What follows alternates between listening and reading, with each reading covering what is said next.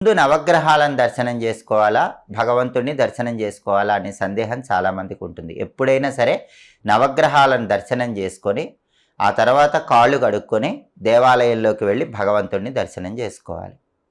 అలాగే దేవుణ్ణి దర్శనం చేసుకునేటప్పుడు దేవుడికి ఎదురుగా నిలబడి దర్శనం చేసుకోకూడదు. కొంచెం పక్కగా నిలబడి మాత్రమే దర్శనం చేసుకోవాలి.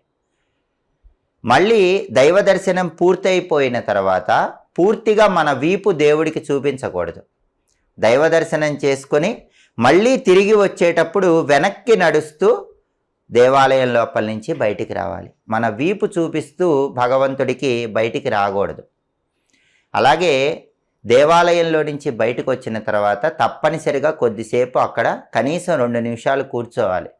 చాలామంది గుళ్ళో ఇచ్చిన ప్రసాదాన్ని గుడి బయటికి వచ్చి మార్గ మధ్యంలో తింటూ ఉంటారు. అలా ఎప్పుడు చేయకూడదు.